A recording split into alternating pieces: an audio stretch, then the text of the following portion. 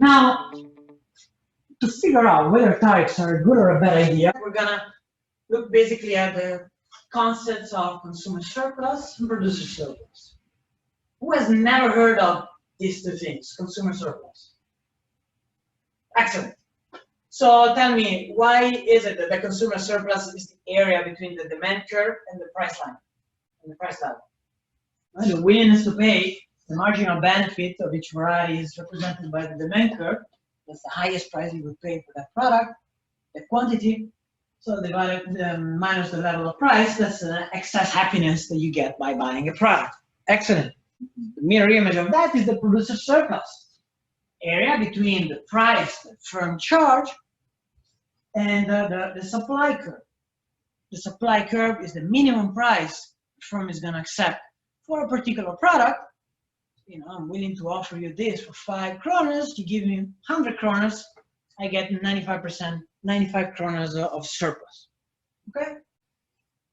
So we're going to basically look at the consumer surplus and the producer surplus to figure out whether trade is good or not, or whether tariffs, increase or reduce the total surplus of the economy.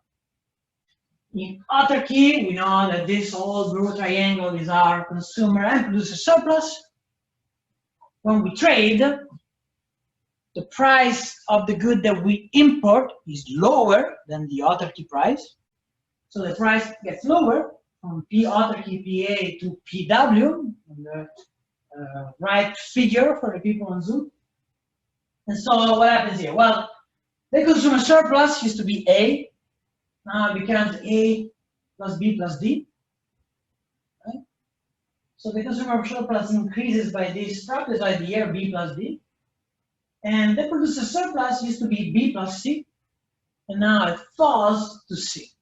Are there gains from trade? Are the gains from going to the left figure A, no trade, to the right figure B, trade? Yes, they are. Well, here we, this triangle between the demand curve, the supply curve, and the vertical axis still there. But now we have an additional triangle, triangle D, which is measuring our gains from trade. We're going to draw an import-demand curve from our autarky, demand and supply curve. When the supply curve, curve S, and demand curve D cross, that is the autarky equilibrium. So at that level of price, PA, we import 0 units. If the price falls, we're going to produce less, demand more, so we're going to import more. So now we take that figure and we're going to impose a tariff. Notice that we start by looking at a small country. Why a small country? Well, as opposed to a large country. What is the difference between a small and large country? Well, it's the same difference that we always have between a small agent and a large agent. We have small firms in perfect competition that take prices as given. Larger firms, monopolistically competitive firms, can change their prices. Same thing here. Small economy takes more prices as given. Why? Because it's small. So small country, what does it mean that you take prices as given? Well, it means that to you, the export supply curve comes from abroad is a horizontal line. No matter the level of your import demand, the price is the same. Okay? So you impose a tariff, but so the idea here is, if you impose a tariff of T, okay, T kroners, you're basically going to increase the price that you import by T kroners. So instead of buying 10 kroners for each unit, pay 10 kroners plus the tariffs. So there's going to be a new price that we pay in our Denmark, higher than before. Okay? Now the objective is, okay, what happens to the consumer surplus? What happens to the producer surplus?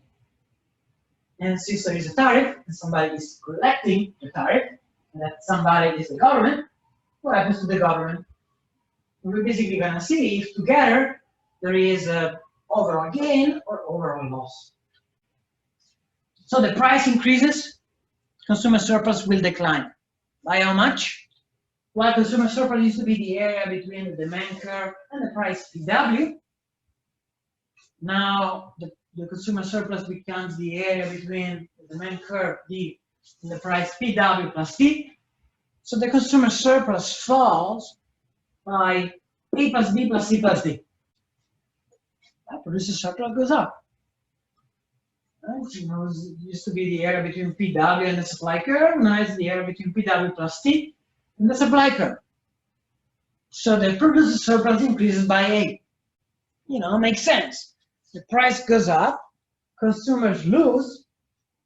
Some of that loss is captured by the producers that are now able to supply the good at a higher price. By imposing a tariff, you are collecting revenue. You're collecting a revenue T, so the difference between PW plus T and PW, for each unit of import. What is the level of import? Well, D2 minus S2. Now, D2 minus S2 is your number of units of import. Multiply that by the tariff T, and you get the area C as government revenue. And look at that, the net effect. So we have, minus consumer surplus, increase in producer surplus, plus A, rise in government revenue, plus C. The net effect is minus B plus D. The net effect is we have a deadweight loss. Okay. We lose this B and D. Why do we lose this B and D? Because if you impose a tariff, consumers stop buying the goods that were willing to buy at the market price, and they move to other stuff. We know that that's not good for welfare in general. And by increasing the price, we're basically allowing inefficient firms to produce